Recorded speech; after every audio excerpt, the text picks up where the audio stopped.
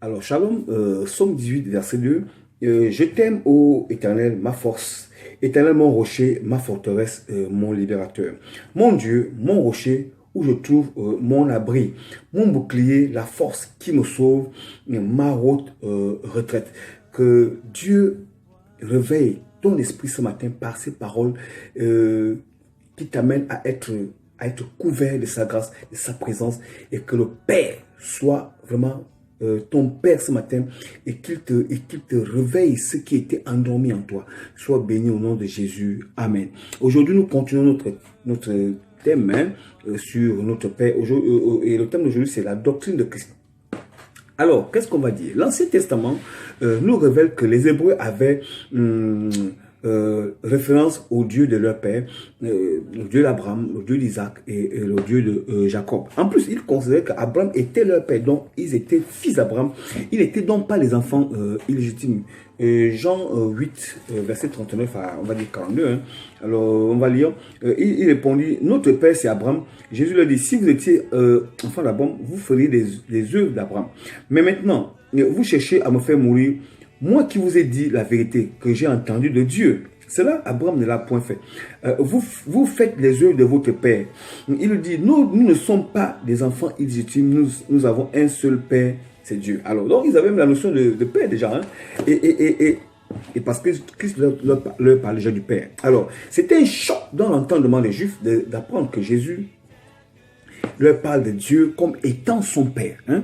Le langage de l'Ancien Testament, beaucoup parmi nous l'avons encore. Dieu d'Abraham, Dieu d'Isaac, Dieu de Jacob.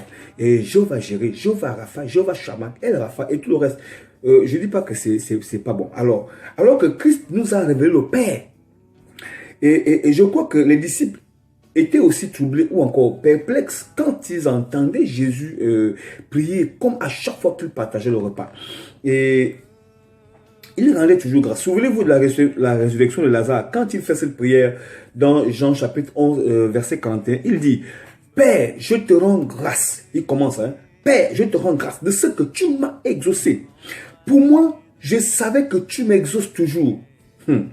Alors, sachez que la notion de Père, c'est le commencement, le début, l'origine, la source de l'histoire.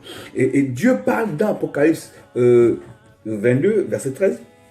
Il dit, je suis l'alpha et l'oméga, le premier et le dernier, le commencement et la fin. Et l'autre version nous parle de, comme je crois que c'est la version, le semeur, qui dit le commencement et le but. Alors, comme je l'ai dit plus haut, c'est Jésus qui vient nous révéler le Père.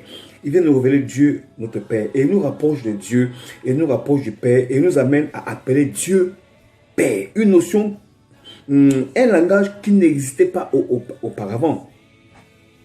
Il nous enseigne dans nos prières à ce qu'on puisse appeler Dieu Père. Alors, quels sont les avantages d'intégrer dans nos vies le fait que Dieu soit notre Père et d'appeler Dieu Père, de savoir que Dieu est le Père et Dieu est mon Père? Qu'est-ce que cela change et qu'est-ce que cela a comme impact dans ma vie?